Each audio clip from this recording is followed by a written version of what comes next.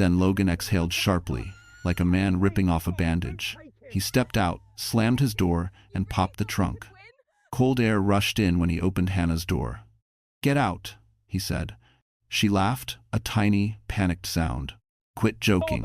Jacob's barely dressed for this cold." Logan leaned in close, the smell of some expensive cologne mixing bitterly with the stench of garbage. "I'm not joking," he murmured. "Take the baby and the bag." Her heart started to pound. "Logan, you're scaring me." He walked around, unbuckled the car seat with practiced movements, and set Jacob, still crying, on the cracked asphalt. The baby's sobs bounced off the metal walls of the dumpster, an echo that clawed at Hannah's nerves. "You said you trusted me," Logan said, yanking her worn duffel from the trunk and dropping it beside the car seat. "Well, trust this. We're done. I'm not going back to that roachbox apartment or this sad little life."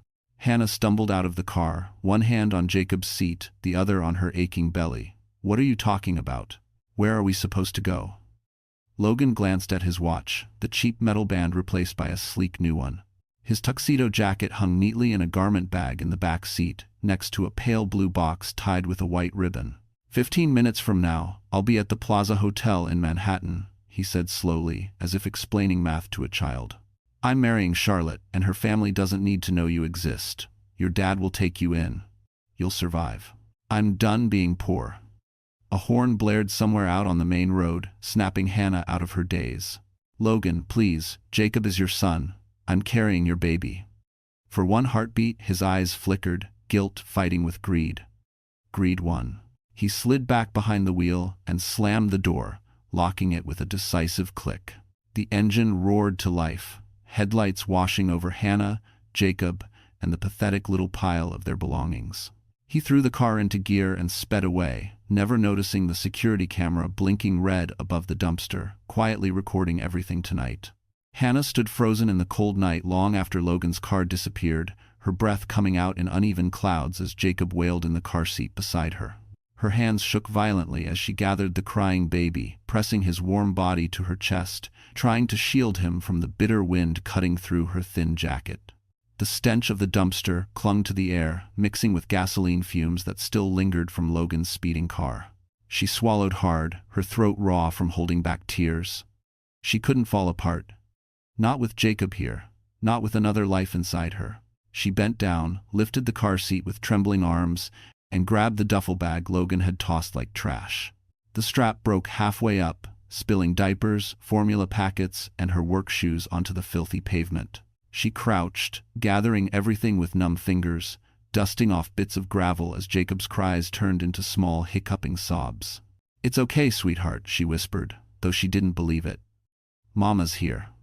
When she managed to drag everything to the front of the strip mall, she realized the entire building was closed. The fluorescent open 24 hours sign flickered uselessly over a locked convenience store door. Her phone was gone, left under the seat of Logan's car, and she had no way to call her father. The bus stop half a block away was empty, the next bus not due for at least 40 minutes. She didn't have enough money in her pockets to even ride it. Her breath hitched. She felt the cold sinking into her bones, into the marrow of her fear. She hugged Jacob closer, rocking him slowly. "I'm so sorry," she murmured, voice breaking. A group of teenagers rode past on bikes, laughing loudly. They didn't even glance at her. A delivery truck rumbled by, spraying dirty slush across the curb, splattering Hannah's jeans. She didn't move. She just stared at the ground, jaw trembling uncontrollably.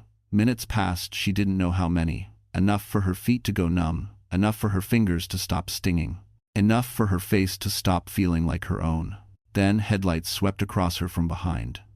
She stiffened, clutching Jacob to her chest. For one wild second, she thought Logan had come back, maybe to apologize, maybe because he felt one sliver of guilt. Hope flickered, weak and desperate. But the vehicle that pulled up was not Logan's sleek sedan. It was an older SUV, the kind used by security teams at malls or grocery chains. The driver's door opened slowly. A tall man in a dark jacket stepped out, adjusting a badge clip to his shirt. He looked mid-40s, broad-shouldered, with lines around his eyes that suggested long nights and hard years. Hannah recognized the logo on his jacket. It belonged to the security company that patrolled the area. "Ma'am," he called softly, raising one hand in a gesture of caution. You okay out here? It's freezing tonight. Hannah pressed back against the wall, instinctively wary. I'm fine, she lied, though her lips were blue. The man stepped closer, his voice gentle. You're holding a baby in 30-degree weather. You're not fine. Jacob whimpered, pushing his tiny fists against her chest. The man paused. My name's Mateo, he said. I'm on the night shift. He stopped, eyes shifting upward, to the mounted security camera above the dumpster, then back to her. Something in his expression changed to recognition, a calculation. Ma'am, were you dropped off here against your will? Her throat closed. She couldn't answer. The truth was too big to say. Mateo didn't push. Come sit in the SUV, he said quietly. It's warm. You can explain when you're ready. Hannah hesitated, fear and exhaustion pulling her in opposite directions. Please, he added gently. Your baby needs heat.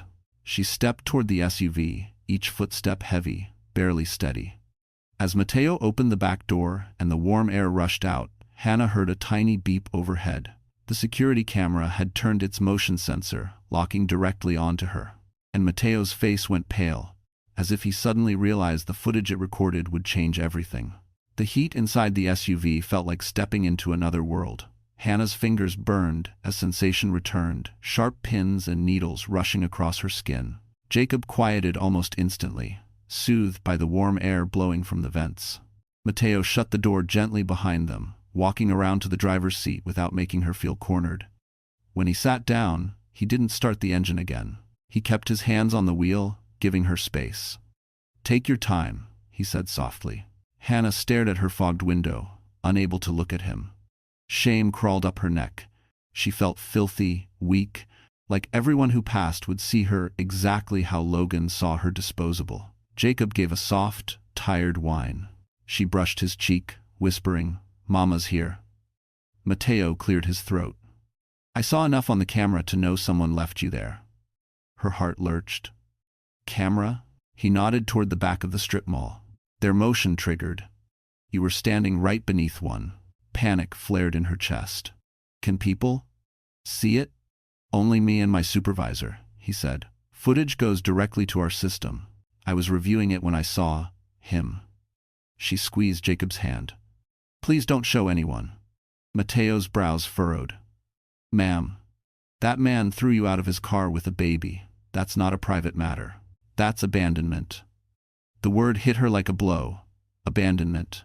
She swallowed hard. He's my husband, she whispered. We're just having a rough time. Mateo turned slightly, studying her face. Ma'am, rough times look like arguments. Maybe someone walking away. Not dumping a pregnant woman and a child behind a dumpster. Tears blurred her vision. She hugged the car seat, pressing Jacob close. I don't have anywhere to go. You said you have family? My dad, she murmured, but he's sick, heart problems. I don't want to worry him. Does he know you're pregnant again? She shook her head. He'd look at me like I'm breaking my life twice. Mateo didn't speak for a moment. He tapped his fingers on the wheel thoughtfully. I'm calling someone, he said at last. No police, Hannah whispered quickly, panic rising. Mateo raised a hand. Not police. My supervisor. She's a woman. Good one. She'll know what to do about the footage. Hannah closed her eyes, overwhelmed. She could barely hear the muffled ringtone through the SUV speakers. After a moment, a calm female voice answered. Security dispatch, Denise speaking. It's Mateo, he said. We've got an abandonment case on camera. The woman and infant are with me. Hannah's breath caught. Send me the file, Denise replied, and take her somewhere safe. You know the protocol. Copy. He hung up.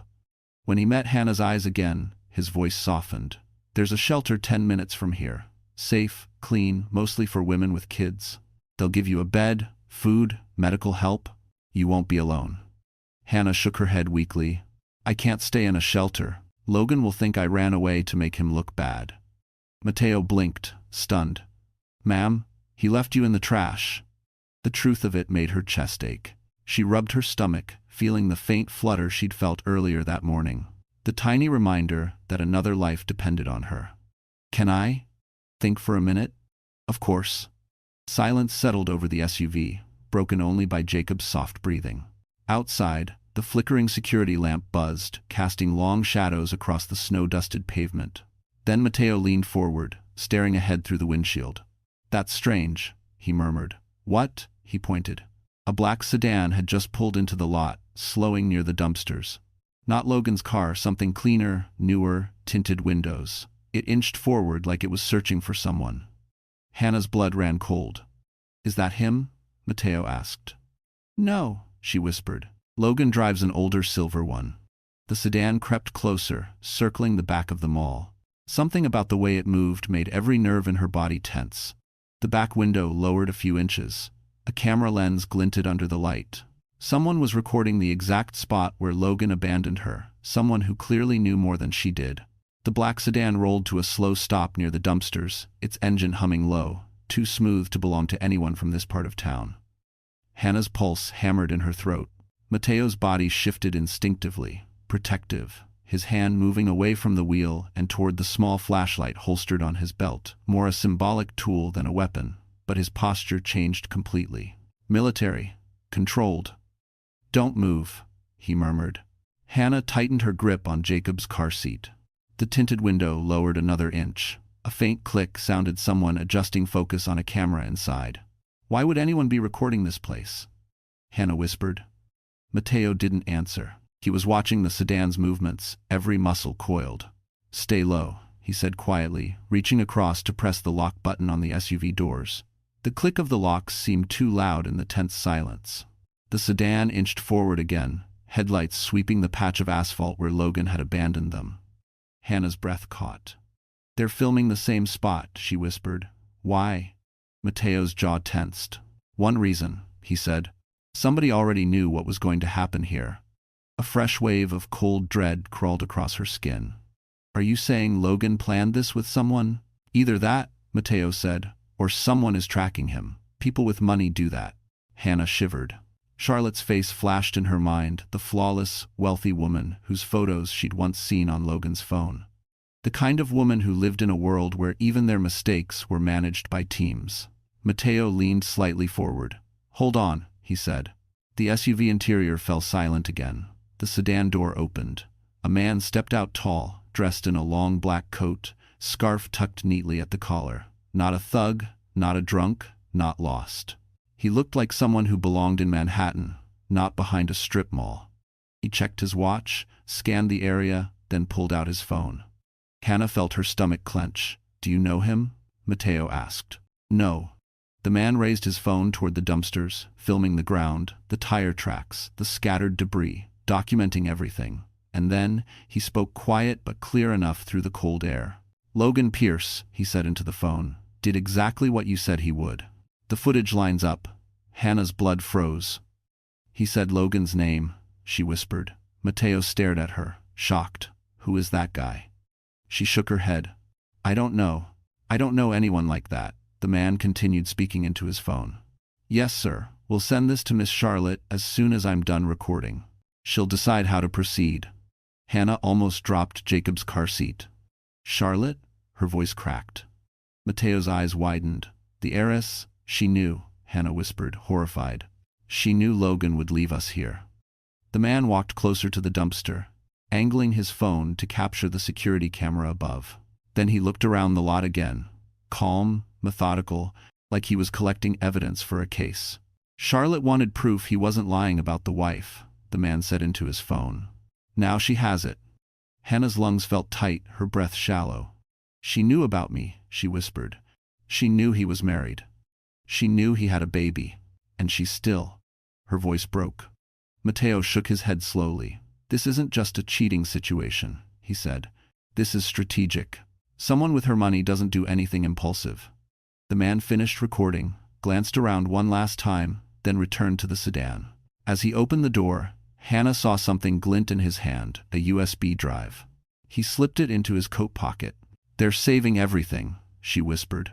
"Every second of this." Mateo nodded grimly. "And if they're gathering evidence, that means this isn't the end for you, or for him." The sedan pulled away, the cold wind returning to fill the silence it left behind. Hannah stared at the empty space where it had been, her heart pounding with a new, unsettling fear.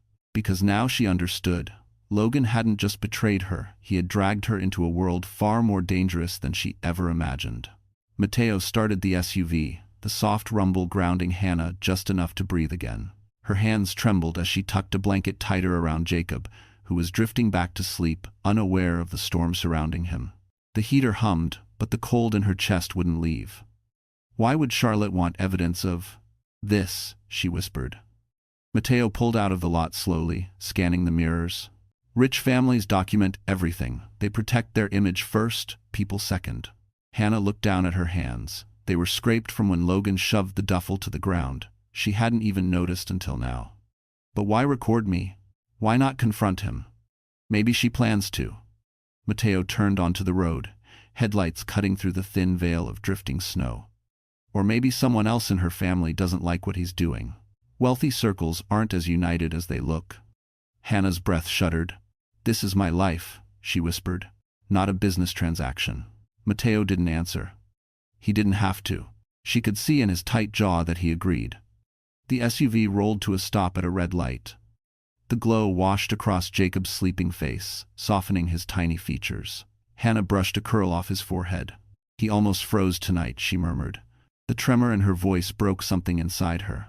"My baby almost froze because his father wanted to look rich." "He's lucky you stayed strong," Mateo said quietly. "Some people freeze up in situations like that. You didn't." She blinked hard, tears threatening. "I didn't feel strong." "Strength isn't loud," Mateo replied.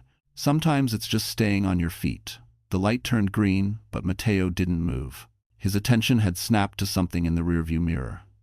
Hannah turned slowly. A pair of headlights approached slow, deliberate, like the black sedan earlier. But this one was different. Older. Familiar. Her breath caught. "That's Logan's car," she whispered. Mateo's shoulders hardened. "Hold on." The sedan accelerated, closing the distance. Hannah's pulse spiked. Why is he coming back? "Maybe he realized the camera above the dumpster recorded him," Mateo said. "Or maybe he didn't finish." Logan's sedan swerved into the lane behind them. For a moment, they drove in silence, two cars moving through the empty night. Then Logan flashed his high beams once, twice. A signal. "He wants us to pull over," Hannah whispered, gripping Jacob's seat. Mateo shook his head. "Not happening." Logan flashed the lights again, harder this time. His car edged closer, almost touching the bumper. Mateo kept steady. "He's pushing you," Hannah said, voice trembling. "Let him push." Logan honked long, angry, impatient. Then he swerved to the right lane, speeding up until he was parallel with the SUV. Hannah shrank back instinctively. Logan rolled his window down. His face was red, wild, desperate. He shouted something, but the wind swallowed his words. Mateo cracked his window just enough to hear. Logan's voice cut through the freezing air. "Pull over, now." Mateo didn't. Logan's expression twisted with rage. He pointed at Hannah, eyes burning. "You ruined everything," she recoiled. "Me?" The sedan jolted closer, swerving toward them. Mateo steadied the wheel. "Back off," he barked. Logan yelled again. "Give me the card." Hannah blinked. "What card?" Logan cursed violently, slamming his fist on the steering wheel. "Don't play stupid.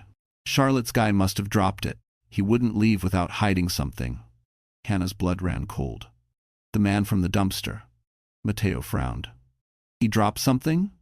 "I didn't see anything," she cried. Jacob was crying. I didn't." Logan swerved again, clipping the SUV's rear bumper. The SUV lurched. Jacob woke, wailing. "Stop!" Hannah screamed. Mateo swore, gripping the wheel. "He's going to run us off the road." "Why does he need a card?" she cried. "What's on it?" Logan leaned out his window, screaming through the cold. "Proof. Enough to destroy me." His panic wasn't the panic of a cheating husband. It was the panic of someone whose entire scheme was crumbling. Mateo gunned the engine, pulling away. The sedan tried to follow until suddenly, blue lights exploded behind them. A police cruiser streaked forward, sirens slicing the night. Logan panicked and swerved hard straight into a snowbank. The cruiser skidded in beside him. Mateo exhaled, tension draining from his shoulders. "Looks like someone else was watching tonight too," he muttered. Hannah stared, heart pounding. as officers approached Logan's smashed sedan. And for the first time, she realized Logan's downfall wasn't just beginning, it was unfolding faster than she could ever predict. The cruiser's flashing lights faded into the snowy distance as Mateo steered the SUV down a quieter street, away from Logan's wrecked sedan. Hannah held Jacob tightly, listening to the wail of sirens echoing behind them. The baby trembled in her arms, tiny fingers clutching her coat. "Is he going to jail?" she whispered. Mateo shook his head. "Not tonight. They'll check for DUI, maybe reckless driving, but unless they know the whole story, he'll spin something and get released." Hannah stared at the passing buildings.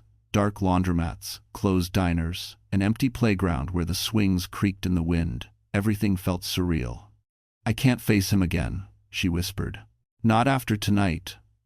"You won't," Mateo said firmly. "Not if I can help it." They drove in silence for several minutes. Snowflakes drifted beneath the streetlights, melting against the windshield. Jacob fussed softly, and Hannah rocked him, trying to steady her own breathing. "Where are we going?" she asked. "Somewhere safe," Mateo replied. "A friend of mine runs night security at a community center. They let families stay when shelters are full." Hannah's throat tightened. "I don't want handouts."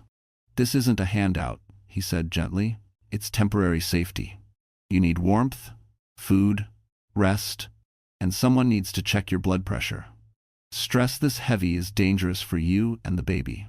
His voice held quiet urgency. Hannah looked down at her stomach. She hadn't let herself think about the baby since the dumpster lot. Fear rushed back in a cold wave. What if the shock hurt the baby? What if she'd been standing in that freezing air too long? Her chest tightened. Mateo noticed. "Hang in there," he said. "We're close." The SUV turned onto a side street lined with brick apartment buildings. Lights glowed faintly behind curtains. A man smoked on a stoop, watching the snow. Everything looked normal, painfully normal, compared to what she'd just survived. They pulled into a small parking lot beside a community center with a faded sign reading Hudson Neighborhood Outreach. The building looked humble, but golden light glowed through the windows. It felt like a different world from the cold alley. Mateo shut off the engine. "Wait here," he said, stepping out. Hannah watched him jog to the entrance and ring a buzzer. A moment later, a woman in a thick cardigan let him in. They spoke briefly, then both looked toward the SUV. Hannah's stomach tightened. A minute later, Mateo returned, opening her door gently. "Her name is Rosie," he said. "She's expecting you. Ready?" Hannah felt suddenly small, weak, exposed. But Jacob whimpered, and that settled the question. She stepped out with the car seat, legs shaky from cold and fear. Inside, the center was warm and quiet. A small Christmas tree blinked in the corner, even though the holidays had passed. Rosie, a woman in her early 50s with soft eyes, approached. "Sweetheart," she said gently, "let's get you both warm." She touched the back of Hannah's hand. "You're freezing. Come with me." Hannah swallowed hard. "Thank you." Rosie guided her into a small office with a couch and space heater. She handed Hannah a warm blanket and a cup of water. Jacob settled quickly, soothed by the heat. Rosie checked Hannah's pulse, then her blood pressure. "Your numbers are okay," she said softly, "but you're exhausted. Shock does that." Hannah nodded, tears burning her eyes. "My husband, he left us, behind a dumpster." Rosie's face tightened, anger flashing. "Then he doesn't get to call himself your husband anymore." Mateo stood quietly in the doorway, arms crossed, jaw clenched. "There's something else," he said. "Someone filmed it. Someone connected to the woman he's marrying tomorrow." Rosie turned sharply. "Tomorrow? The Plaza Hotel," Mateo said. "Big family. Big money." Rosie shook her head. "Those people protect their own image at all costs." Hannah wrapped the blanket tighter, voice trembling. "Why would they need proof of what he did?" Mateo's expression darkened. "Because someone in her family wants him exposed, and I think they're about to use you to do it." Hannah's breath caught. "Use me?" Mateo stepped closer, voice firm but gentle. "No one is getting to you. Not Logan, not them." He glanced between her and Jacob. "You're not alone anymore." Hannah felt something crack inside, relief mixed with fear. And then Rosie's phone rang, screen lighting up with an unknown Manhattan number, as if the wealthy world she'd just escaped had already tracked her down. Rosie stared at the glowing screen, her brows knitting. "I don't know this number," she murmured, but something in her tone made Hannah's stomach twist. Mateo stepped forward immediately. "Don't answer yet." The phone kept vibrating, the Manhattan area code bright against the dim office. Hannah felt her throat tighten. "What if it's Logan?" Mateo shook his head. "Logan doesn't have this number. He'd be panicking, not calling politely." The phone stopped ringing. For a moment, there was silence. Then another call. Same number, persistent. Rosie looked at Hannah, giving her control. "Do you want me to pick it up?" Hannah's heart pounded so hard she felt it in her ears. The warmth of the office did nothing to stop her trembling. She looked down at Jacob, asleep in his car seat, cheeks flushed peacefully. Her voice barely came out. "Answer it," on speaker. Rosie nodded gently and pressed the button. "Hudson Outreach, this is Rosie." A smooth male voice flowed through the speaker, calm, elegant, and practiced. "Good evening. My name is Andrew Kensington. I'm trying to reach a woman named Hannah Whitmore. I was told she might be with you." The air seemed to freeze. Hannah clutched the blanket tighter. Kensington, Charlotte's family. Mateo's posture changed instantly, straight, guarded, military. Rosie glanced at him, then spoke carefully. "May I ask why you're trying to contact her?" Andrew exhaled softly, as if this call weighed on him. "Because this situation has escalated beyond what my sister anticipated. We need to speak with Miss Whitmore immediately." "Sister? Charlotte?" Hannah's breathing grew unsteady. "I'm here," she whispered, her voice shaking. Rosie moved the phone closer. Andrew's tone softened. "Miss Whitmore, I'm glad you're safe." "Safe." He said it as if he'd been genuinely worried. Hannah swallowed. "Why are you calling me?" A pause. Then, "Because Logan Pierce lied to all of us. And someone in my family made a mistake in trusting him." Mateo muttered under his breath. "Someone in your family helped him." Andrew didn't deny it. "Yes," he said, "and that mistake has consequences." Rosie crossed her arms. "Are you calling to apologize or to intimidate her?" Andrew sighed. "Neither. I'm calling to request a meeting tomorrow morning, at our offices on Park Avenue." Hannah's heart lurched. "Why would I meet you?" "Because Logan is trying to manipulate the narrative," Andrew said. "He's trying to reach my sister. He's lying about you again. We have substantial evidence proving what he did tonight, but we need your statement." Hannah blinked rapidly, confusion overwhelming her. "Statement for what?" Another pause. Then Andrew said something she never expected. "My father plans to annul the wedding, permanently. He wants full documentation of Logan's behavior. Not for legal trouble," his voice hardened. "For protection." Hannah didn't understand. Protection from what? Mateo stepped closer, sensing something deeper. Andrew continued quietly. "My father trusted the wrong man years ago. It cost him more than money. He's determined that no one in this family marries a fraud again." Rosie's eyes widened slightly, as if she recognized the weight behind those words. Hannah shook her head slowly. "I don't want to be involved in your world. I don't want anything from your family. I just want to be safe." "And you will be," Andrew said firmly. "We'll send a car, discreetly. We'll provide security if needed." Mateo stepped in, voice sharp. "She's not going with any of your people. If you want a meeting, you do it here, on public ground." Andrew paused. "May I ask who I'm speaking to?" Mateo didn't hesitate. "Someone who won't let her get used again." Andrew exhaled. "Understood.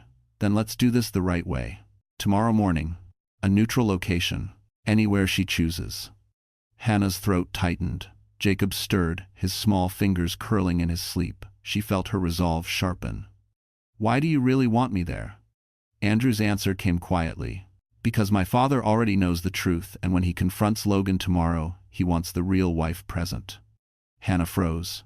"Present?" "Yes, because Logan will lie unless he's forced to face what he did, and my father doesn't tolerate liars." A chill slid down Hannah's spine.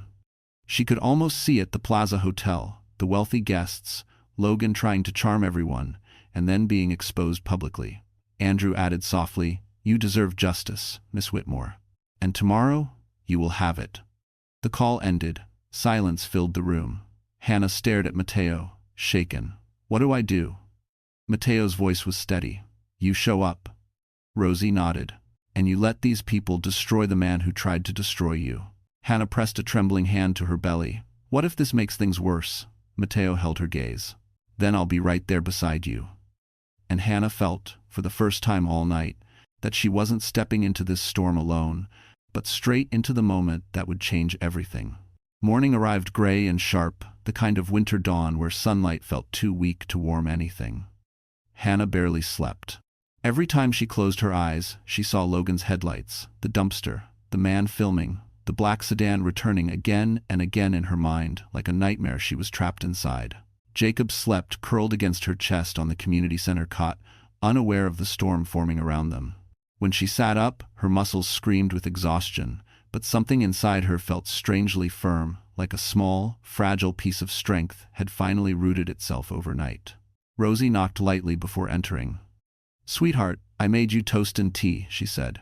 "Eat a little, even if you don't feel like it. Your baby needs it." Hannah nodded, managing a grateful smile. Mateo stepped in behind Rosie, dressed in a clean black jacket, boots, and a quiet determination that instantly calmed her. "Kensington's assistant texted," he said. "They'll meet wherever you choose, so let's pick a spot that's safe." Hannah thought for a moment. "The River Cafe," she whispered. Mateo raised a brow. "Brooklyn, it's public, it's bright, and—" she swallowed. Logan used to say it was the kind of place he'd take someone worth impressing. "I guess I want the irony." Mateo gave a faint, approving smirk. "Then that's where we'll go." By late morning, they stood outside the cafe, the East River rippling behind them, Manhattan's skyline rising in frosted blues and silvers. Hannah felt small in her borrowed coat, her breath visible in the cold, but she also felt steadier than she expected.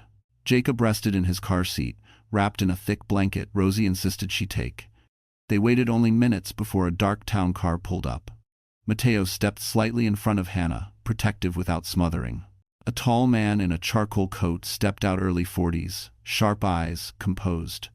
Not rich boy arrogant, more like someone used to cleaning up messes others made. "Miss Whitmore?" he asked gently. "Yes," Hannah whispered. "I'm Andrew," he said. He glanced at Jacob, his expression softening. "Thank you for meeting us." He motioned toward the cafe. Mateo walked in first, scanning the area instinctively. Andrew led Hannah to a corner table overlooking the river. A waitress brought warm coffee and hot chocolate, and while Hannah wrapped her hands around the cup, Andrew placed a folder on the table. Inside were photos, screenshots, dates, times. Logan picking up Charlotte from her penthouse. Logan wearing a suit that clearly wasn't purchased with his salary. Logan meeting someone behind a bank building, handing over documents. Logan with a gambling slip. But worst of all was one still frame. Logan's hand shoving Hannah's arm while the car seat dangled dangerously. Hannah covered her mouth, trembling. "We're not here to hurt you," Andrew said softly. "We're here because someone in my family made the mistake of believing Logan's lies. We need to correct that mistake publicly." Mateo leaned forward. "What's the plan?" Andrew hesitated just a moment, then said, "My father wants to confront Logan at the pre-ceremony brunch this afternoon. The entire Kensington board will be there. Major partners, investors, Charlotte included." Hannah's heart stopped. "Why me?" "Because Logan will deny everything unless he sees you," Andrew said. "And because my father believes public humiliation is the only language a man like Logan understands." Hannah gripped the edge of the table. "I'm scared," Andrew nodded. "Courage doesn't mean you're not scared. It means you show up anyway." Jacob began to fuss, and Hannah rocked him gently, wiping a tear from her cheek. "What happens after?" Andrew exhaled. "That depends on you, but I'll make something clear. Logan won't be able to touch you. My family will ensure that. Financially, legally, socially." Mateo's jaw tightened. "And what about her dignity?" Andrew met his eyes. "That's exactly what we're restoring." Hannah looked between them, two men from completely different worlds, both protecting her in ways Logan never had. Something inside her shifted. She wasn't trash, she wasn't weak, she wasn't alone. She took a deep breath, steadying her voice. "Okay," she said. "Let's end this." Andrew nodded slowly, respect in his eyes. "Then prepare yourself, Miss Whitmore. This afternoon, Logan Pierce's perfect world ends." And as they rose from the table, Hannah felt for the first time the spark of a woman who was no longer running, but ready to face the fire. The pre-ceremony brunch took place at the Kensington family's private suite inside the Plaza Hotel. High ceilings, gold accents, sunlight pouring through tall windows that overlooked Central Park. It was the kind of place Logan used to talk about as if it were his destiny. Now, Hannah was walking straight into that world with Jacob in her arms and Mateo at her side. Her heart pounded with every step across the marble floor. The luxury around her felt unreal. Fresh orchids, polished silver trays, waiters in white jackets. She kept her eyes on Jacob's tiny hand, gripping her coat, grounding herself. Andrew met them at the elevator. "He's inside already," he said quietly. "Charlotte, too." And her father. His jaw tightened. "You won't need to say a word unless you want to." Mateo stepped slightly closer to her. "If anyone touches her, I step in." Andrew nodded without offense. "Understood." They walked toward double doors guarded by private security. When the doors opened, a hush fell instantly. Conversations stopped. Dozens of wealthy guests turned to stare first at Hannah's worn coat, then at Jacob's car seat, then at the quiet determination in her eyes. Logan stood near the center of the room, adjusting his tie nervously while speaking to Charlotte. He froze mid-sentence when he saw Hannah. His face drained completely of color. His champagne flute slipped from his fingers and shattered on the carpet. "Hannah?" he choked out. "What? How?" Charlotte turned sharply, her perfect smile faltering as she looked between them. "Logan, who is this?" Logan stumbled forward. "She's nobody. She's just—" Andrew cut in calmly. "She's your wife." Gasps rippled through the room. Charlotte's eyes widened. "Your what?" Logan's voice pitched upward. No, that's not. She's lying. She's obsessed with me. Before he could finish, Andrew lifted a remote. A large screen behind the buffet flickered on. Hannah felt her stomach twist. The security footage played Logan, dragging the duffel bag, shoving the car seat, the cold glare in his eyes as he ordered her out. The audio wasn't perfect, but the image was clear enough to make the entire room recoil. Charlotte covered her mouth in horror. Logan lunged forward. "Turn that off! You can't, this is illegal." Andrew remained perfectly composed. Everything shown here was recorded by a camera on private property with full legal permission. Logan spun toward Charlotte, desperate. "Baby, listen, she's crazy, okay? She tricked me, Enough," Charlotte whispered, her voice shaking. "You told me you were divorced. You told me she faked the pregnancy." Logan's eyes darted around wildly. "I can fix this. I can explain." Her father, William Kensington, stepped forward, tall, stern, powerful. "I trusted you," he said quietly. "I was prepared to bring you into my family's business, into our future. And you repay that trust by abandoning your pregnant wife and child behind a dumpster?" Logan stammered. "Sir, please, this isn't—" "Get on your knees," William said. The room went dead silent. Hannah's breath caught. Even she hadn't expected this. Logan blinked rapidly. "What?" William's voice sharpened, cutting the air. "You lied to my daughter, to my family, to my investors. You dragged us into your filth. You want forgiveness? You want a chance to speak? Then get on your knees." Charlotte stepped back, disgust replacing her shock. Logan looked around, but there was no escape. Security blocked the doors, and every guest watched with cold judgment. His legs buckled. He dropped to his knees on the polished floor, hands shaking, breath trembling. "Hannah," he gasped, his voice cracking. "Please, say something. Tell them it wasn't tell them." Hannah felt Mateo's steady presence behind her. She lifted her chin. All the fear, all the humiliation, all the pain finally, it left her body. She met Logan's tearful eyes. "I don't owe you anything," she said softly. Logan broke, falling forward onto his hands as the room murmured in disgust. William turned to Hannah then, his voice gentler. "You won't face him again. My family will ensure your protection. You and your children deserve better than this." Hannah exhaled shakily, tears burning her eyes, not of fear, but release. And as Logan knelt, defeated and exposed before the world he tried to crawl into, Hannah finally felt the weight of survival shift into the power of justice. The moment William Kensington ordered security to escort Logan out of the suite, the atmosphere shifted. The wealthy guests no longer whispered, they openly turned their backs, as if Logan's presence contaminated the very air. Logan struggled weakly as two guards lifted him by the arms. "Please, Hannah, please, don't let them take everything. I can change, I swear." His pleas dissolved into incoherent cries as he was dragged through the doors. They slammed shut behind him with a finality that made Hannah's chest loosen for the first time in years. A soft cry from Jacob reminded her of reality. She lifted him gently, rocking him until he settled. Her body trembled not from fear, but from the overwhelming sense that a door had finally closed. Mateo stepped beside her, steady, protective. His voice was low. "It's over." She nodded, tears slipping down her cheeks. "It feels unreal." William approached her then, his stern expression softened into something almost paternal. "Miss Whitmore," he said, "you are not responsible for this man's disgrace. He dug his own grave." Charlotte came next, her face still pale with shock. "I didn't know," she whispered. "I swear I didn't know he was married." Hannah met her eyes. "I believe you," Charlotte swallowed. "If there's anything you ever need, my family will help you." It wasn't pity. It was remorse mixed with respect. Andrew guided them to a quieter side room. "There's something you should hear," he said. He placed a contract on the table. Legal language, signatures, seals. "My father is filing a restraining order on your behalf. Logan will be legally barred from contacting you, approaching you, or accessing Jacob." Hannah blinked. "But why would you do all this?" Andrew folded his hands. "Because men like Logan don't stop unless someone makes them stop.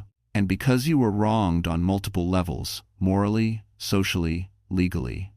He paused. "It's time someone stood up for you." She felt her throat tighten again. For so long, she'd fought alone. Now, suddenly, she was surrounded by people who believed her, who protected her, people Logan once pretended to be worthy of. They left the plaza through a private exit to avoid the chaos. Outside, journalists were already gathering, drawn by rumors of a scandal. In the car, Hannah held Jacob close, watching the city blur past in streaks of gold. Mateo sat beside her, shoulders broad, gaze steady on the road ahead. He didn't hover, didn't pry, he simply existed beside her like a pillar she hadn't known she needed. At the community center, Rosie greeted them with tearful relief. "I knew you'd handle it," she said proudly. "I knew he wouldn't break you." Hannah hugged her tightly, whispering a long, shaky exhale against her shoulder. That night, after Jacob fell asleep, Hannah stepped outside onto the small back porch of the center. Snow drifted softly through the dim street lamp glow. Everything felt still, quiet. Mateo followed after a moment, hands in his pockets. "You did something brave today," he said. She smiled faintly. "I didn't feel brave. That's usually how bravery feels," he replied. He stepped closer, careful not to overwhelm her. "You deserve peace now. And a chance at a real life." Hannah looked at him closely, really looked. The quiet strength in his eyes, the patience, the protectiveness that had no strings attached. "You were there when no one else was," she whispered. "You didn't have to be." "I know," he said. "But I wanted to be." The wind brushed her face, cool and gentle. "What happens next?" she asked. Mateo's voice softened. "Whatever you choose, Hannah." She closed her eyes, letting the truth settle deep inside. Her life wasn't ending, it was beginning. Weeks turned into months. With Kensington's support, Hannah found a clean apartment, stable benefits, and a legal team that ensured Logan stayed far away.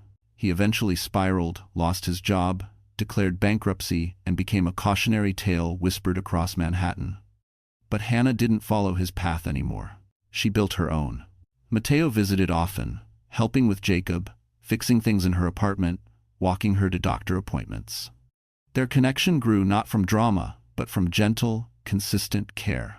One spring evening, after watching Jacob take his first shaky steps across her living room, Mateo looked at her with something warm and certain. "Hannah," he said quietly, "I'd like to be part of your future, if you'll let me."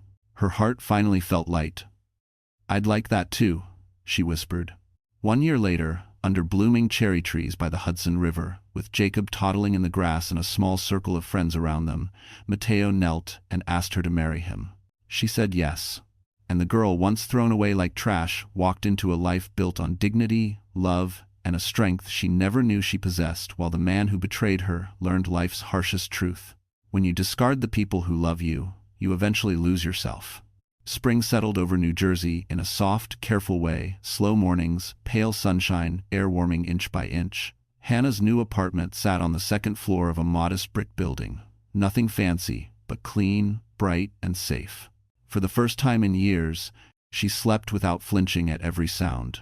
She woke to Jacob babbling in his crib instead of fear twisting her stomach. She moved through her days with a sense of rebuilding, piece by piece. Still, healing wasn't simple. Some mornings, she stood at the kitchen counter, stirring oatmeal, while a strange wave of guilt rolled over her guilt for feeling okay. For laughing. For breathing without shaking. Trauma had a way of whispering, "You don't deserve peace." She pushed back, reminding herself slowly, tenderly, that she did. Mateo visited regularly. Sometimes he brought groceries, sometimes tools, sometimes just quiet company that didn't demand anything. He was patient, never pushing, never assuming. When he played with Jacob, lifting him into the air until his giggles filled the room, Hannah felt something inside her unclench. But rebuilding also meant facing the past. And that part came harder. One Tuesday afternoon, Hannah received a letter in the mail. The envelope was plain, her name written in shaky pen strokes. She almost threw it away until she saw the return address. County Jail. Her breath caught. Her fingers trembled as she slid a finger under the flap and unfolded the note. "Hannah, I know you don't want to hear from me. I don't blame you. I need you to understand I never meant for things to go so far. I was desperate. I thought marrying Charlotte would fix everything. I thought I could come back for you and Jacob once things were stable. I know how that sounds, but..." She stopped reading. Her stomach twisted. He wasn't apologizing. Not really. He was explaining, excusing, justifying. She folded the letter and placed it on the table. It felt like a test, like the universe asking, "Have you moved on, or are you still letting him burrow under your skin?" She didn't answer the letter. Didn't need to. The next day, however, brought something she didn't expect. Andrew Kensington called. "Miss Whitmore," he said, his voice steady as ever. "My father is hosting a small private meeting this Friday. He's finalizing the internal investigation. He asked if you would attend." Hannah felt her stomach tighten. "Why me?" "Because," Andrew said, "what happened to you has changed the way our family handles vetting and partnerships. My father wants you to know your courage mattered." Her throat tightened. She agreed. Friday arrived cool and clear. Hannah wore a simple blue dress. Rosie had helped her choose nothing flashy, just clean lines and quiet confidence. Mateo accompanied her, not because she needed protection, but because he wanted to witness her reclaim her story. The Kensington boardroom was nothing like the Plaza suite. No gold accents, no champagne, just polished wood, glass walls, and the quiet hum of the city below. William Kensington stood at the head of the long table. When Hannah entered, he straightened, giving her a solemn nod. "Miss Whitmore," he said, "thank you for coming. Please sit." She did. William rested his hands on the table. "Your husband, your former husband, used our family, lied to us, nearly tied his future to ours through deceit. We have cut all association, and the annulment of the engagement is complete." Hannah nodded quietly. "But more importantly," William continued, "we are establishing a fund in your name and your children's. Educational support, housing assistance, and legal protection. Not charity restitution." Hannah's breath hitched. I don't know what to say." "Say nothing," William replied, his voice gentle in a way she never expected. "Just accept that for once, the world is giving something back to you." Her eyes warmed with tears. Not sorrow, recognition. She mattered. Her pain mattered. Her survival mattered. When the meeting ended, Mateo walked her back to the lobby. Outside, sunlight spilled onto the sidewalk like a quiet promise. She exhaled long and slow, feeling lighter than she had in months. "You okay?" Mateo asked. She turned to him, a soft smile tugging at her lips. I'm finally getting there." He nodded, eyes warm. "Good. You deserve everything coming next." Hannah looked out at the city, alive, moving, hopeful. For the first time, her future didn't scare her. It waited for her. And she was ready to step into it. Spring warmed into early summer, and life settled into a rhythm Hannah never believed she'd feel again. She enrolled in evening medical assistant classes funded by the Kensington Restitution Program. Rosie watched Jacob when she studied. Mateo picked her up after class so she wouldn't have to walk home alone. It wasn't glamorous, but it was steady, safe, and full of small victories she held tightly to passing her first exam, cooking dinner without fear of a slammed door, laughing freely without flinching. But healing, Hannah learned, wasn't a straight line. One evening after class, she found herself lingering outside the school building, staring at the campus fountain. Students chatted, couples walked hand in hand, the world moved easily. Hannah hugged her books to her chest, feeling both part of this life and oddly distant from it. When Mateo's familiar SUV pulled up, she climbed in, offering him a tired smile. "Long day?" he asked. "Just thinking," Hannah murmured. He didn't push. Mateo had a way of giving silence room to breathe. They drove past the Hudson, the fading sun casting pink streaks across the water. Hannah finally spoke. "Do you ever feel like your past is waiting around a corner? Like the second you're happy, it'll jump out again?" Mateo's hands tightened slightly on the wheel. "Yeah," he said quietly, "but eventually you learn something important." "What's that?" "That the past can't grab you if you don't stop walking." Hannah exhaled shakily, feeling his words settle somewhere deep. When they reached her building, Jacob rushed to the door, squealing happily as she lifted him into her arms. His smile, wide, bright, unconditional, melted whatever fears remained from her earlier thoughts. The next morning, however, brought a reminder that wounds don't close cleanly. Hannah received an unexpected visitor.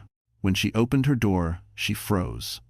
Standing there was a woman in a navy coat, hair pulled into a tight bun, eyes sharp and apologetic at once.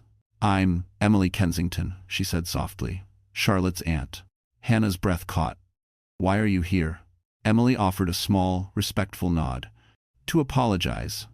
And to give you something." Hannah tensed, protective instincts rising. "I'm not signing anything." Emily smiled faintly. "Good. My family has done enough paperwork for you already. This isn't legal." She reached into her coat and pulled out a small white envelope. "This is personal." Hannah hesitated, then opened it carefully.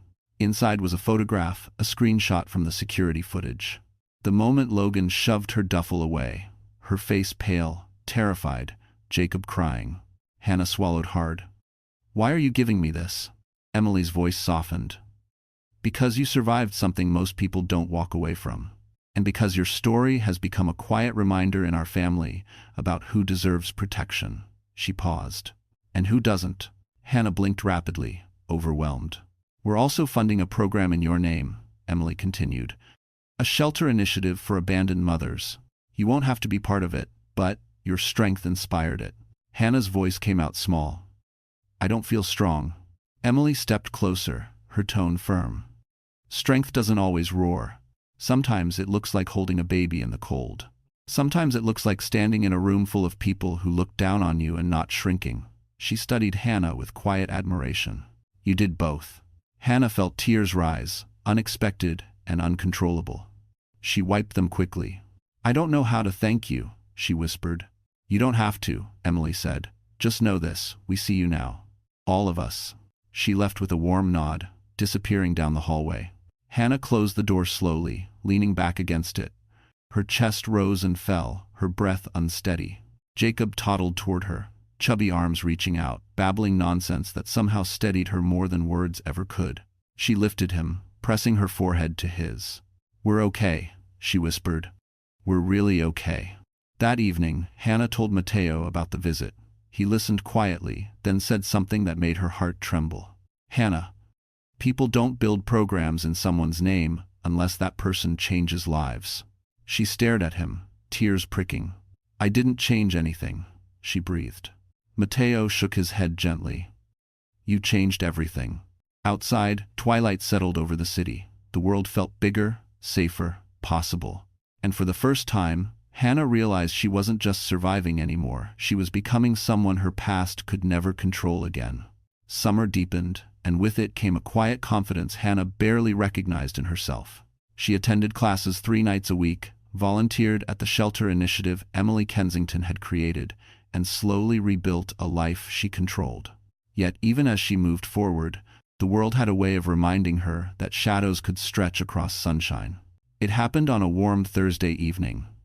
She had just finished her clinical practice hours at a small medical office downtown and was walking toward the bus stop with Jacob in his stroller. The sunset painted the sky orange and gold. She felt peaceful, humming softly to Jacob.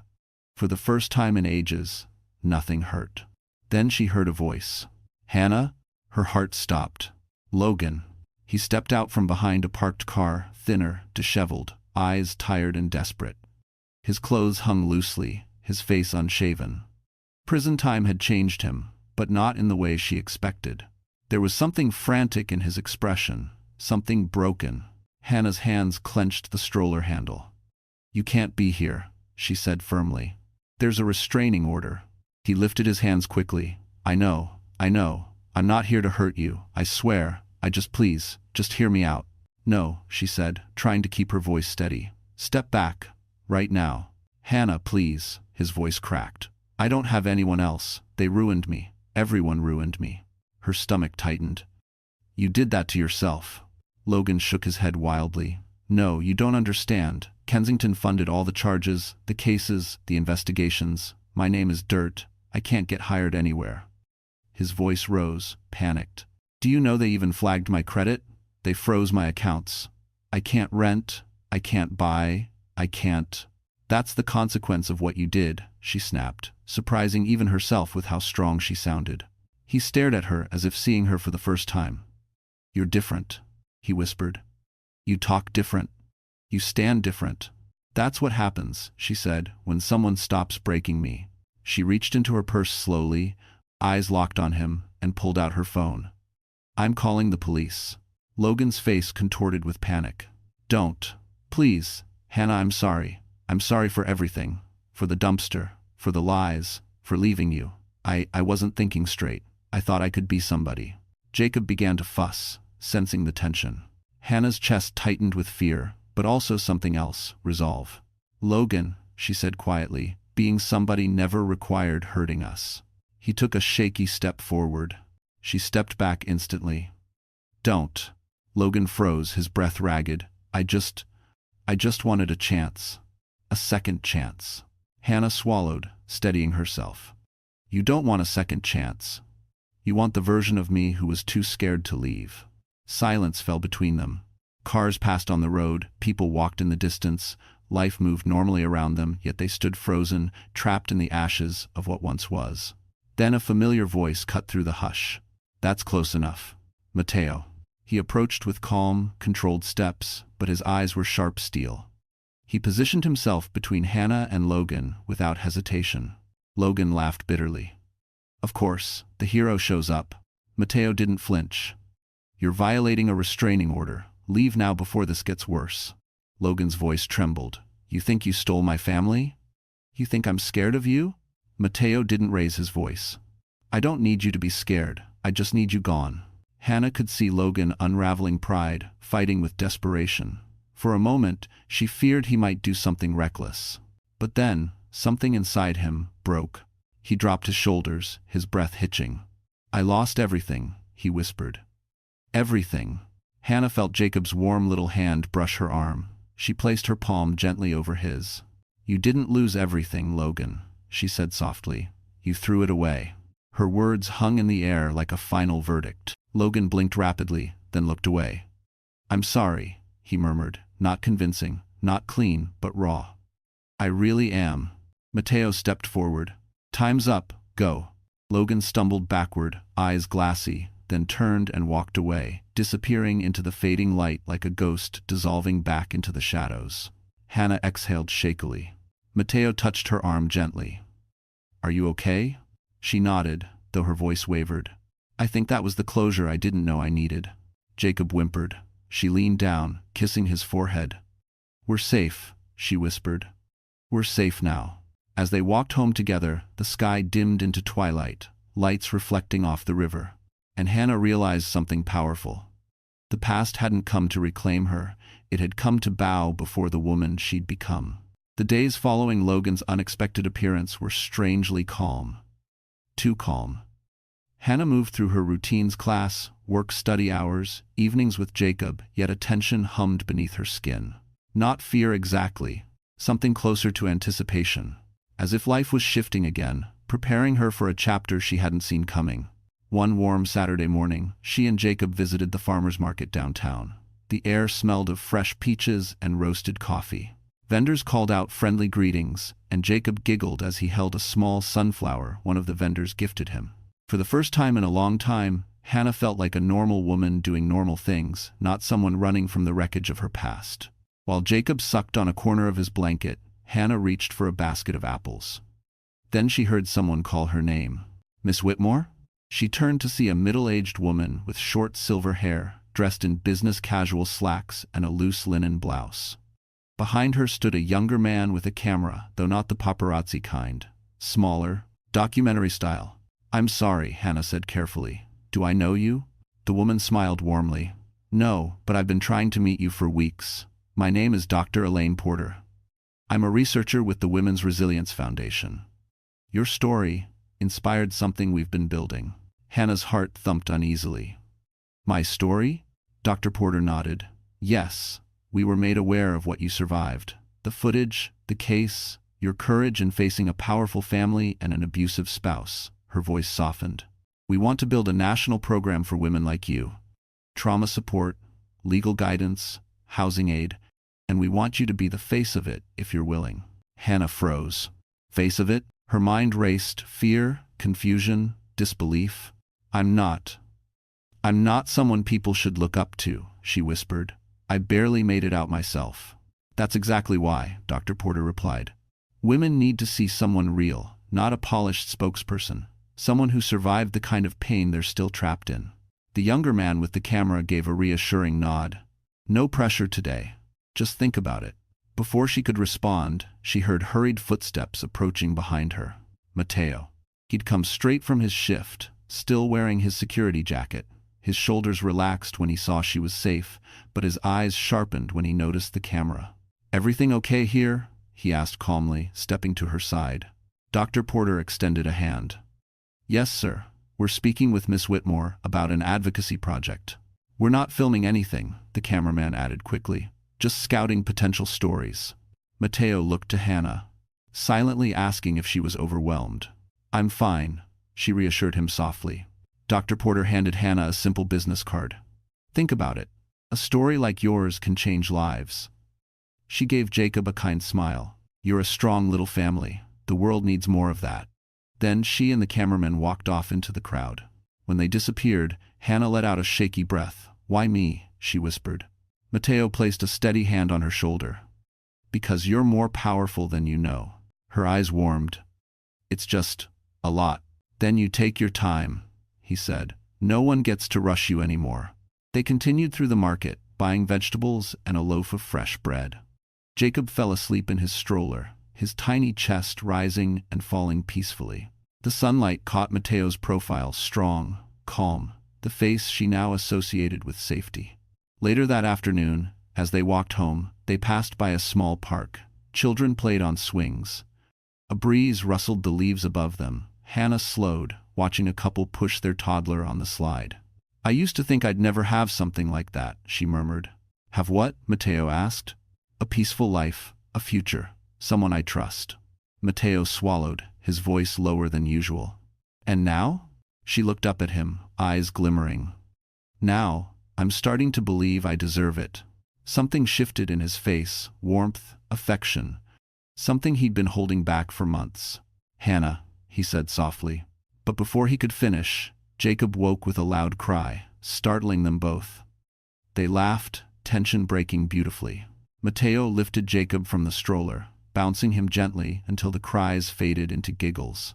Hannah watched them, this solid man, this joyful child, this quiet moment, and felt love blooming in her chest like sunlight cracking through darkness. Their walk home was slow, comfortable, full of unspoken promises. That night, after putting Jacob to bed, Hannah stood on her balcony overlooking the city lights. The summer wind brushed her hair. She closed her eyes and pressed a hand to her heart. She was healing, becoming, rising, and for the first time, she felt not just safe in her new life, but worthy of the love gently forming right beside her. Late summer drifted into early fall, and with it came a new rhythm Hannah found herself carefully adjusting to.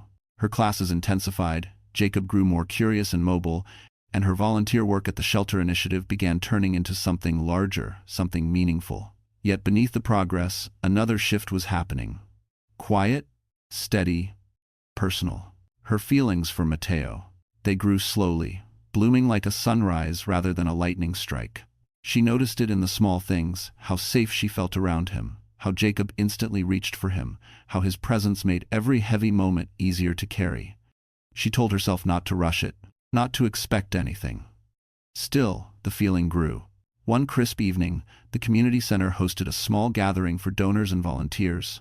The Kensington family had quietly funded part of the renovation, but they didn't attend. This event was meant for the local community. Tables were covered with simple checkered cloths, paper lanterns hung from the ceiling, and kids ran around with juice boxes and sticky fingers. Hannah wore a soft cream sweater and jeans. Nothing fancy. But when she stepped into the room, conversations paused briefly. People knew her story now. Some saw her as a survivor, others as an inspiration. She still struggled with that. Mateo arrived halfway through, wearing a clean button-down shirt that somehow made him look even more solid and comforting.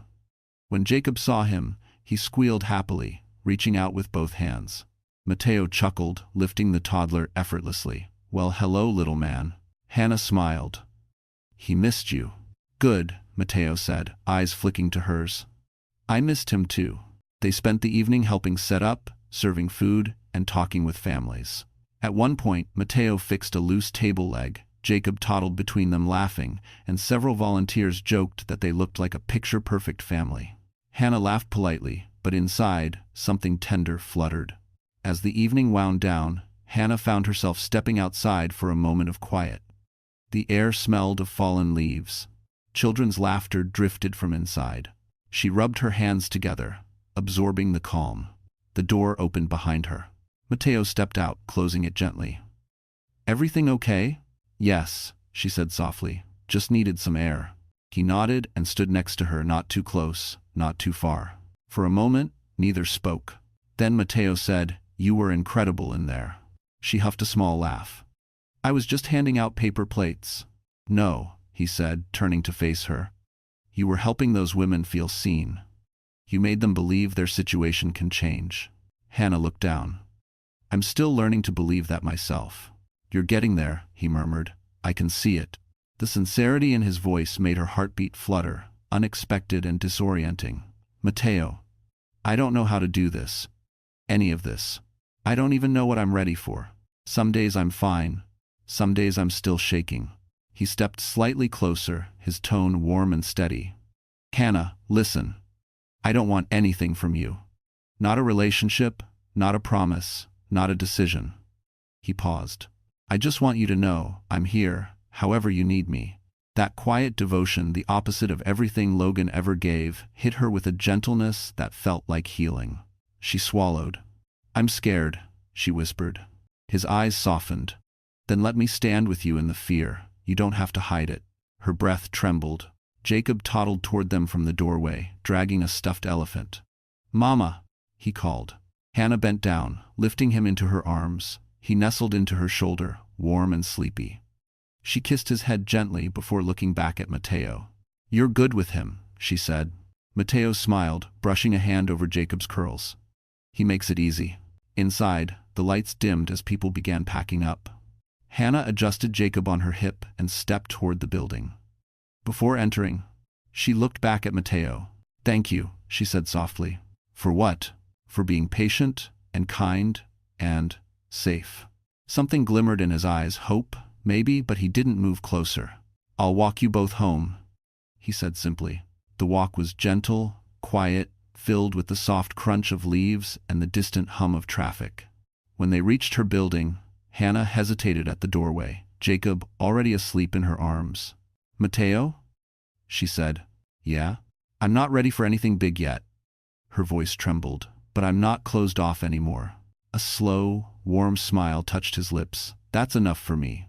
Hannah felt her heart open just a little. "Just enough." She nodded, whispering, "Good night." "Good night, Hannah." She stepped inside, holding Jacob close, the door clicking softly behind her.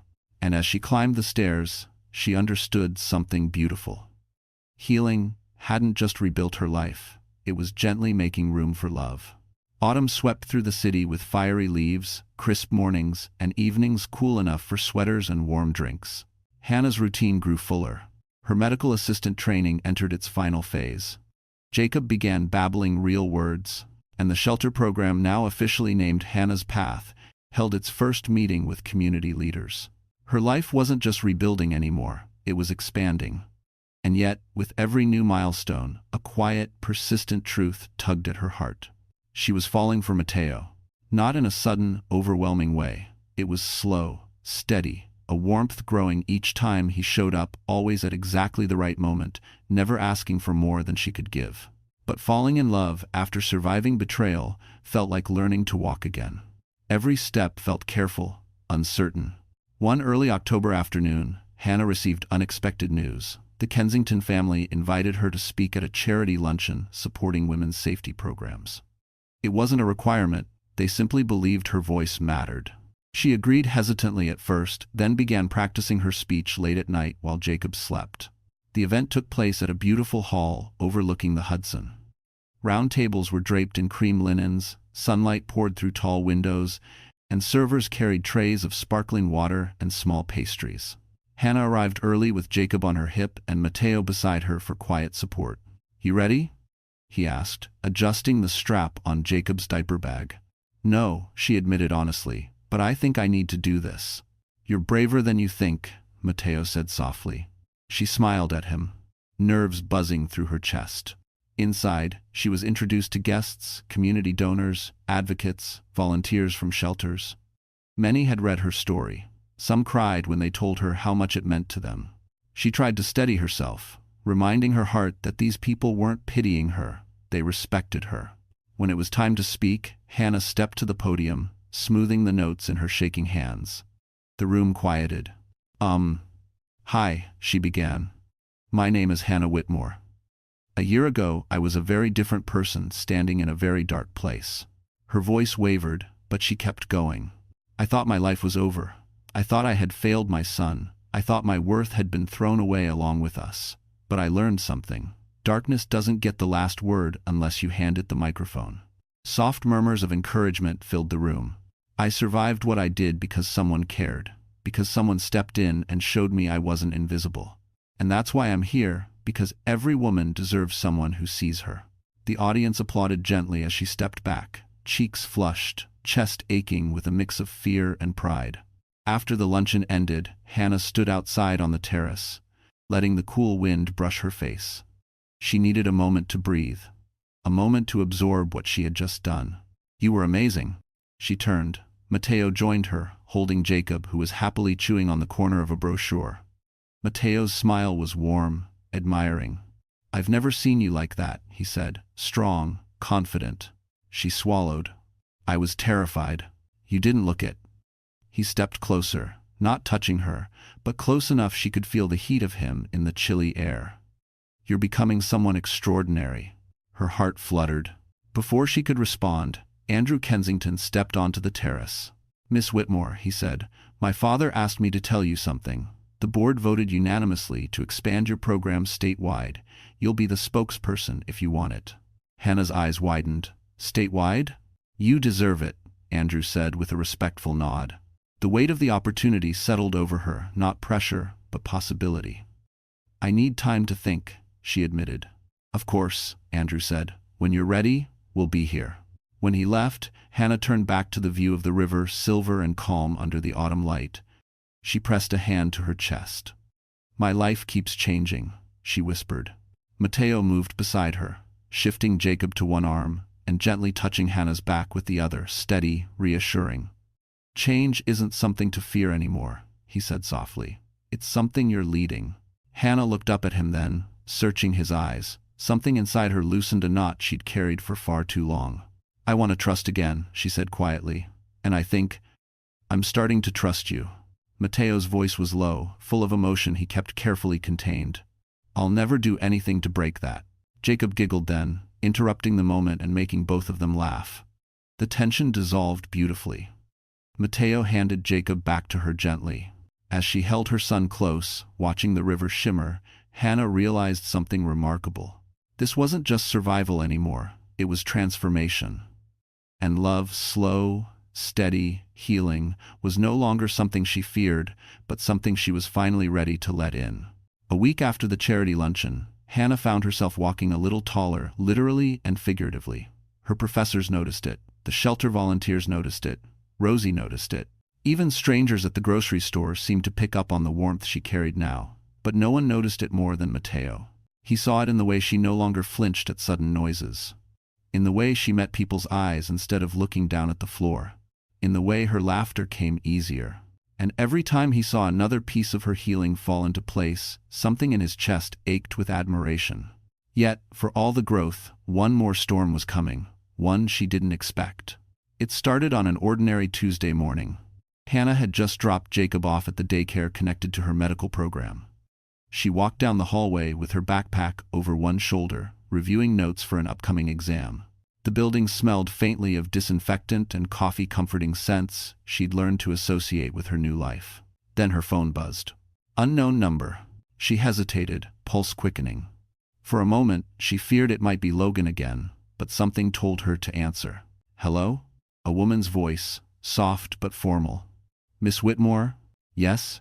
My name is Caroline Hart. I work for the Manhattan District Attorney's Office. We need to speak with you regarding an ongoing investigation. Hannah's blood turned cold. What investigation? Caroline paused.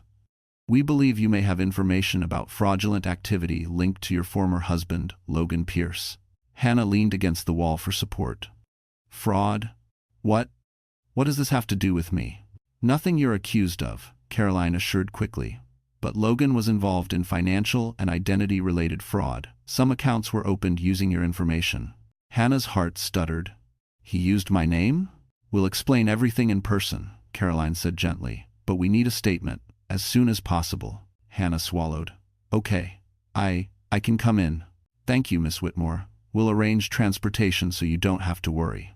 The call ended, leaving her staring at the phone with numb fingers. Identity fraud. He hadn't just abandoned her. He had stolen from her.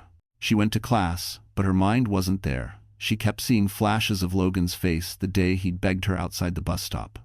I lost everything. Yet, he hadn't told her he'd taken things from her. First things she didn't even know were hers. During lunch break, she called the only person who steadied her most. Mateo. He picked up on the second ring. You okay? No, she whispered, her voice trembling. I need to talk to you. I'm coming right now. He arrived in minutes, breath slightly uneven from rushing. When he saw her pale face, he placed a gentle hand on her shoulder. What happened? She explained everything. The call, the fraud, the accounts, the fear that her life was unraveling again. Mateo listened carefully, jaw tightening. You're not facing this alone, he said. We'll go together. We? Yes, we. His tone left no room for doubt. That afternoon, they took a rideshare to the Manhattan DA's office, a tall glass building that made Hannah feel small again. But Mateo walked beside her, not letting her shrink into her fear. Inside, Caroline Hart greeted them, a woman in her 40s with tired eyes but a kind expression. Miss Whitmore, she said warmly. Thank you for coming. And this must be? Mateo, he said firmly. I'm here for support. Caroline nodded respectfully. Of course. She led them into a quiet interview room. Files were already spread across a table, bank documents, signatures, credit lines, even medical bills. Hannah, Caroline said gently, Logan used your social security number multiple times. He opened credit accounts, took out 2 cash advances, and even attempted to co-sign a loan using your identity. Hannah's chest tightened painfully. But, I didn't know. I never signed anything. Caroline nodded. We know. That's why we need your statement. You're a victim in this case. Victim. The word felt different now, not like a chain, more like a fact, one she finally felt strong enough to face. She answered everything honestly when she suspected strange mail, how Logan handled finances, the lies he told, the documents he hid. At some point, her voice cracked. Mateo reached across the table, giving her hand a reassuring squeeze. Caroline noticed, offering a small smile. You're doing incredibly well, she said softly. When it was over, Caroline stood. We'll clear your name in all accounts. And Hannah, please know this, the strength you showed today? Most people never find it. A tear slipped down Hannah's cheek. Not from fear, from relief. Outside the building, cold autumn wind rustled through her hair. She stepped closer to Mateo, drawing warmth from his presence. I'm tired, she whispered.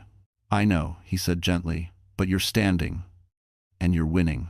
She looked up at him, really looked, and felt something new rise inside her, soft but solid. Trust. Thank you, Mateo, she murmured. You never have to thank me, he replied. I'm here because I want to be. As they walked toward the subway, the city shimmering around them, Hannah realized something profound. Her past could still shake her, but it couldn't break her anymore, not with the life she was building, and not with the man who refused to let her face any of it alone. The following weeks unfolded with a new kind of intensity, one that didn't crush Hannah but shaped her. The DA's office kept her updated. Logan faced multiple charges now, not just abandonment or reckless endangerment, but identity fraud, financial crimes, and breach of contract involving the Kensington family. His life was unraveling far beyond anything she could have imagined. But Hannah refused to let fear define her anymore. She focused on her classes, on Jacob, on healing, and slowly, beautifully on Mateo.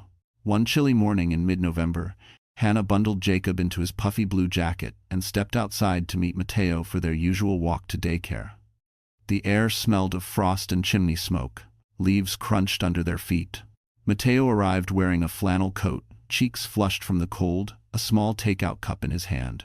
For you, he said, offering the cup. Hot chocolate, extra marshmallow. You looked cold yesterday. Hannah blinked, warmed by more than the drink. Thank you. They walked side by side, Jacob kicking his legs in the stroller, pointing at random squirrels like they were the most magical creatures alive. The quiet between Hannah and Mateo wasn't awkward, it was peaceful. Halfway to the daycare, Hannah broke the silence. Mateo, when the DA said Logan used my name, I felt humiliated. Again. Like I'm always one step away from losing everything. Mateo slowed. You're not losing anything. Not anymore. She stopped walking, hands tightening on the stroller handle. But what if he does something else? What if he tries to twist my story again? What if... Hannah, Mateo interrupted gently, stepping closer. He doesn't get to control your life from the outside. Not now. Not ever again. Her breath shook. I'm trying to believe that. You don't have to try alone. She looked up, meeting his eyes. Brown, steady, unshakably warm. Mateo, she whispered, I'm scared to depend on someone again. He didn't touch her, didn't rush, just nodded, then leaned slowly. I'll be right here, every step of the way. Something in her chest loosened. She exhaled. Later that afternoon, Hannah met with the shelter's board of directors. They were expanding Hannah's path into a full learning center, counseling rooms, daycare space, training, workshops. They wanted her input on everything, from room layouts to outreach strategies. You're the heart of this project, the director told her. Her throat tightened. But I'm still healing. That's why you're perfect, the director said. Healed people don't change the world, healing people do. Hannah left the meeting feeling taller. But the day wasn't done with her yet. That evening, after picking up Jacob and returning home, she found an envelope slipped under her apartment door. Her pulse spiked, fear flickering for a moment before she forced herself to breathe. She opened it slowly. Inside was a court notice. Her testimony and the footage of Logan abandoning them was now officially approved as evidence. His trial date was set. Her hands trembled, not with fear, but with an emotion she couldn't name. Closure, perhaps. Justice finally sharpening into something real. Later, Mateo knocked gently on her door, checking on her after a late shift. When she let him in, he saw the notice on the table. Are you okay? He asked. She nodded. I finally am. He studied her face. You're shaking. Not from fear, she said. From what then? She hesitated, then whispered the truth. Relief. Mateo's expression softened. He reached out slowly, giving her time to pull away. She didn't. His hand rested gently on her cheek, warm and steady. You deserve the kind of life that never makes you shake again, he murmured. Her heartbeat fluttered. I think I might actually get that. Jacob babbled from his playmat, breaking the intensity of the moment. Mateo chuckled and stepped back, respecting the space between them, but the look he gave her said everything he didn't say out loud. He wasn't going anywhere. And for the first time since the night behind the dumpster, Hannah believed her future could hold more than safety. It could hold joy, hope, love, and as she watched Mateo lift Jacob into his strong, gentle arms, she realized her new life wasn't just starting, it was finally choosing her back. Winter arrived early that year. Snow dusted the sidewalks before Thanksgiving, the air sharp enough to redden cheeks within minutes. Hannah wrapped Jacob in his thickest blanket as she carried him down the apartment steps. The cold bit her fingers, but her heart was strangely warm. Life had steadied into something she recognized as peace. Real peace. But peace didn't mean her story was finished. The week before Logan's trial, Hannah was invited to speak at a small fundraiser dinner for survivors of domestic abandonment. It wasn't glamorous, held in a modest community hall decorated with paper snowflakes, but it mattered. And Hannah felt ready. Mateo insisted on driving her. "The roads are freezing," he said. "I'm not letting you go alone." She didn't argue. Secretly, she liked the feeling of him watching out for her, not from control, but from care. When they arrived, volunteers greeted her warmly, placing a small name tag on her sweater. Hannah Whitmore, guest speaker. The title still felt surreal. Inside, the hall glowed with soft yellow lights. A buffet table displayed homemade casseroles, warm rolls, and pies donated by neighbors. Survivors sat at round tables, talking quietly, sharing stories that carried weight. Hannah was about to take her seat when a woman approached her mid-30s, tired eyes but a gentle smile. "You don't know me," she said softly, "but your story, the one from the Kensington event, it saved me." Her voice wavered. "I left last month. My daughter and I slept in my car until the shelter took us in. I came tonight to see you speak, because I needed proof that life can get better." Hannah felt tears rise. She squeezed the woman's hands. "It does get better. Not overnight, not easily. But you're making the bravest choice of your life." The woman hugged her, unexpected, fragile, real. When the crowd settled, the program began. Hannah listened as two other women shared their experiences, stories of fear, escape, and resilience. Then the organizer called her name. She walked to the podium, heartbeat quick but steady. Mateo watched from the back of the room, arms crossed, eyes warm with quiet pride. Hannah took a breath. "I don't stand here as someone who conquered everything," she began. "I stand here as someone who is still learning how to forgive myself for staying too long and how to believe I deserve peace." The room fell into soft, reverent silence. "A year ago," she continued, "I carried my baby past dumpsters and empty parking lots because I had nowhere else to go. I believed I was worthless, invisible, disposable. But I learned something important." She looked into the faces of the women listening, some holding their children, some wiping tears. "I wasn't thrown away because I was trash. I was thrown away because he couldn't see my worth. And his blindness was not my burden to carry." A murmur of agreement rose. "I survived because people stepped in. A stranger with a security badge, a community center, a family who chose accountability, and eventually someone who treated me not as broken, but as whole." Her eyes shifted briefly to Mateo. He didn't smile, his expression was too full of emotion for that, but his gaze softened like melted amber. "And if I can stand here today," Hannah said, voice trembling but strong, "then you can too. You are not your scars. You are not your past. You are not worthless. You are rising whether you see it yet or not." The applause that followed was thick with emotion. After the event, Hannah stepped outside into falling snow, her breath forming clouds in the cold. Mateo joined her, wrapping his scarf tighter around his neck. "You were incredible," he said quietly. "You always say that," she murmured, cheeks warm despite the cold. "Because it's always true." Snowflakes settled in her hair. She felt light, whole, seen. "Mateo," she whispered, "can I tell you something? Anything. I never thought I'd get a second chance at life. Or love." His breath caught, but he didn't interrupt. "And now, I think I'm ready for both." Slowly, carefully, he reached for her hand. Their fingers intertwined, warm in the winter night. Jacob let out a sleepy coo from his stroller, the sound soft and perfect. Hannah looked at the two people who had become her world. And in that frozen, magical moment, she knew the next chapter wasn't just healing, it was love finally blooming the way it was meant to. Snow fell in soft, steady curtains the morning Hannah stood before the courthouse. Jacob bundled against her chest, Mateo at her side, and a quiet determination running through her veins. It was the day of Logan's trial. The final chapter. The moment she had once dreaded but now faced with clear eyes and a steady heart. Camera crews clustered near the courthouse entrance, not for her, but for the Kensington name attached to the case. Hannah tucked Jacob closer, shielding him from the wind.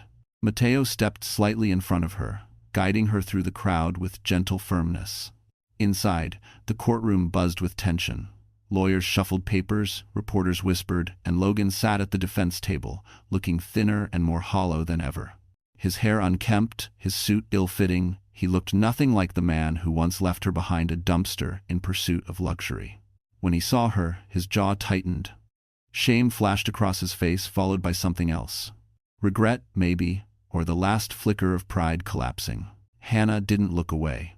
The judge entered, calling the court to order. The proceedings began with brutal clarity. The prosecution laid out stacks of evidence. The security footage, the identity theft documents, the forged signatures, the financial records. Each piece felt like another weight lifting off Hannah's shoulders. "We call Hannah Whitmore to the stand," the prosecutor said. Hannah handed Jacob to Mateo and walked to the witness box. Her palms were damp, but her steps were steady. She raised her hand, took the oath, and sat. The courtroom watched her with quiet anticipation. "Miss Whitmore," the prosecutor asked gently, "can you describe in your own words what happened the night your husband abandoned you?" Hannah breathed out slowly. "Logan drove me and my son behind a strip mall. He told us to get out. It was freezing. I was pregnant. My son was only 8 months old." Murmurs rippled through the room, but Hannah continued. "I begged him not to leave. He didn't listen. He drove away. A security guard found me and called for help." "And did you know at the time," the prosecutor asked, "that Mr. Pierce had also stolen your identity?" "No," she said. "I didn't know until months later. He used my social security number without my consent. He took out loans, opened accounts, even attempted to co-sign a major loan. I didn't learn any of it until the DA contacted me." "How did this impact your life, Miss Whitmore?" Hannah felt her throat tighten, but she spoke anyway. "I spent years thinking I was worthless, that everything he did was my fault. The abandonment, the lies, the manipulation. I believed I deserved nothing." Her eyes lifted steady, clear, no longer afraid. "But I was wrong." The courtroom grew silent. "I wasn't thrown away because I was worthless. I was thrown away because he couldn't see my worth, and I refused to let his choices define the rest of my life." The judge watched her with something like respect. When the defense declined to cross-examine Logan's lawyer, clearly aware there was no defense to offer, Hannah stepped down. As she returned to her seat, Logan whispered hoarsely, "Hannah, I'm sorry." She paused, looked at him, really looked. "I hope someday you mean that," she said softly. "But your apology doesn't determine my future anymore." Logan lowered his head.